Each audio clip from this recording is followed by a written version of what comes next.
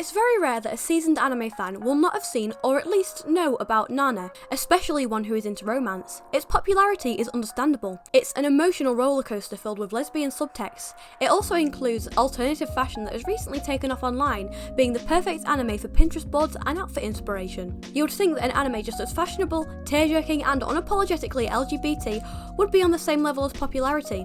However, it's not. And today I'm going to discuss one of my favourite anime, Paradise Kiss. First, I'm going to ask the question, why it's so good, and then, why it's not as popular as Nana.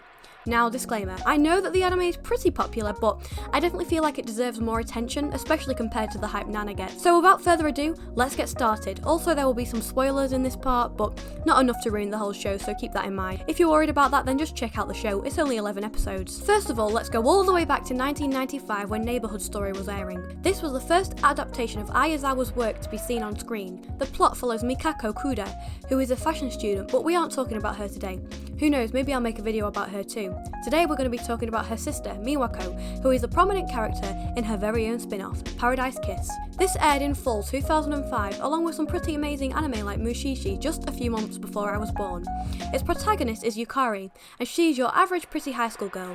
This is until she meets Arashi, who approaches her in the streets asking her to model for him. At first coming across as a right dickhead as he runs after her, scaring her half to death, she soon meets the group of fashion students he is working with, and her life takes a massive turn and she questions her choices and quickly becomes a model. The first thing I noticed about this anime was the animation.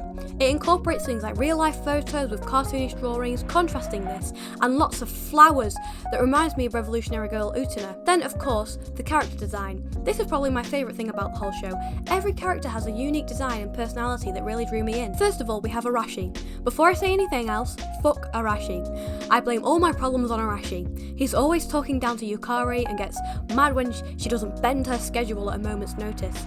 Trigger warning for SA for this character as well. I think that tells you all you need to know. He isn't a boring or badly written character, I just hate him. His outfits are cool though. I feel like he's reminiscent of a lot of fashion included in Nana with clay punk influences. A key component in his looks are piercings and paper clips.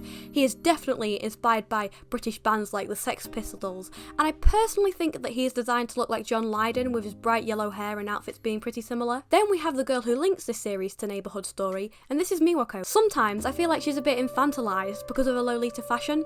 It becomes clear she's not stupid, but at the start it comes across like she's a bit of a stereotype. I still find her to be a likeable character though. She is fashionable, comfortable in her own sexuality, and always supports the girls. She clearly takes a lot of inspiration from Lolita fashion, with all the frilly clothes, and she often adds elements to her outfits that look more mature, and the dark accents she often adds remind me of outfits worn by Draculaura from Monster High, although I doubt she was an inspiration. Sadly, I feel like Isabella is the weakest out of the main characters. I didn't feel like we really got to know her until right up to the end when we found out about her transgenderism.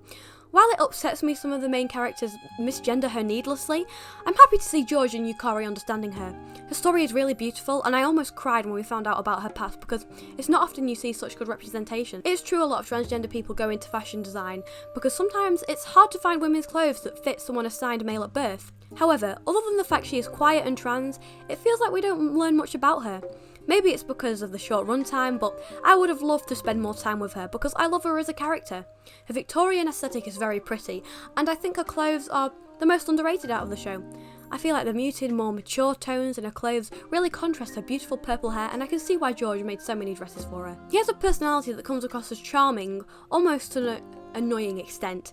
It doesn't help that sometimes I can't tell when he's joking when he makes sex jokes that make him come across as a questionable character, especially when he does it in front of Yukari. I mean, there's nothing wrong with sex jokes, but when it's clearly making your girlfriend uncomfortable, I'm not a fan of that, but more on that later. He does have a lot of good qualities though, like how he is a hard worker, and his clothes, I mean, come on. I've got to say, he has my favourite style out of anyone in the show, even out of anyone in Nana. It's so unique. I would call it Victorian gangster cowboy core, as the kids say core these days, I don't know.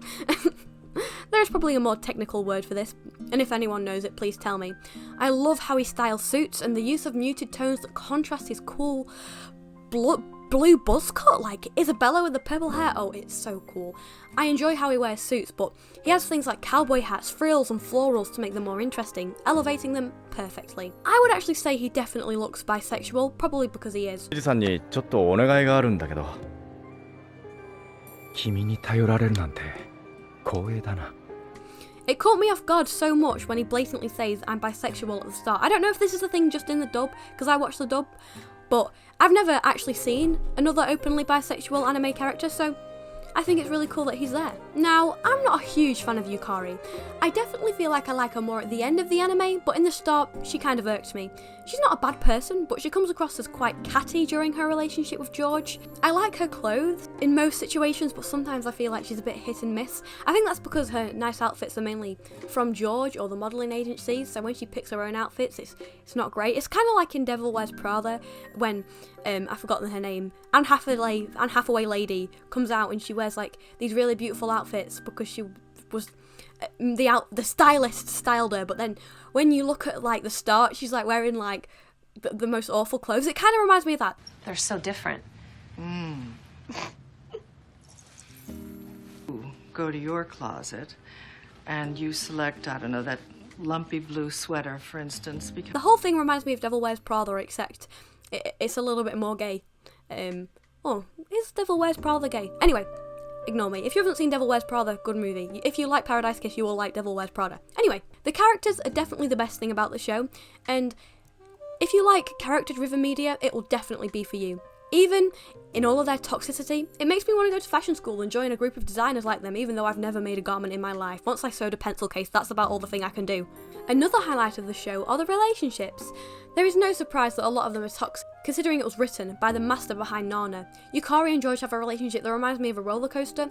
George definitely plays with Yukari's feelings, but I feel like sometimes he does it for her benefit. Now let me explain. A lot of the time he will get mad at her for not taking responsibility for her actions. Like when she talks about leaving, he complains about her being indecisive. George is obviously someone who cares a lot about his future and has set goals. I can understand why someone like him wouldn't want to be pulled down by someone who is indecisive in a relationship. However, I think rushing her into decisions is almost quite dangerous.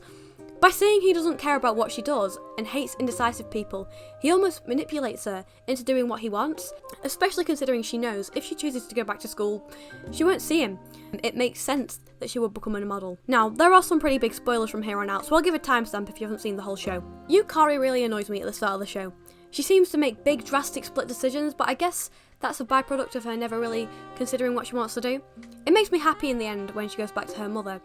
I know her mother isn't great, always slapping her and making her study as she complains and compares her to her brother.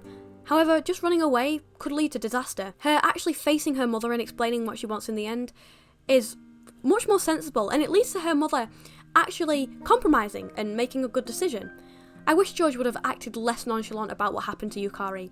Even if he is covered in layers of comedy and one-liners, he should have questioned her on why she's giving up so much because of his friends and his influence. Yes, he's not obligated to do so, but considering he apparently cares about her more compared to all of his other partners, it would have made him a better person. I think the fact that their relationship raises each other up while also pulling each other down really shows how good the writing is.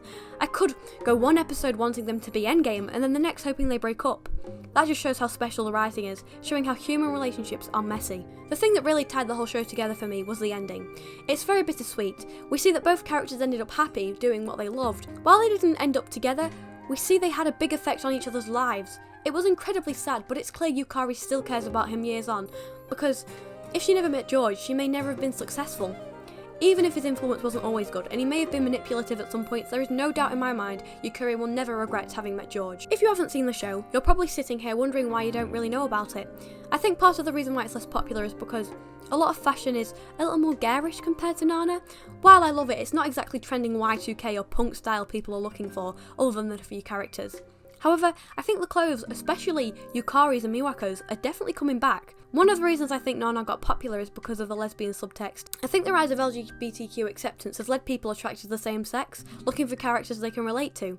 While Hachi and Nana never date, it's pretty clear compared to the men that Hachi dates, Nana would be the best for her. In Paradise Kiss, there is no wholesome relationship to look up to. It's all pretty toxic, and I see why a lot of people would see George as annoying, despite the fact there is a lot of LGBTQ characters and George is LGBTQ himself. Finally, I think the main reason is people just haven't found it yet. TikTok has started to grab hold of it, but it's not quite as mainstream as Nana. I think when the time is right, people will find the fashion, an interesting story, and Paradise kiss will finally get the attention it deserves. Anyway, thanks for watching. This was a smaller video, hopefully, and I'm currently working on one that will take quite a lot of research, so hopefully this will be a good placeholder. Thanks for watching, and as always, if you enjoyed the video, like, comment and subscribe.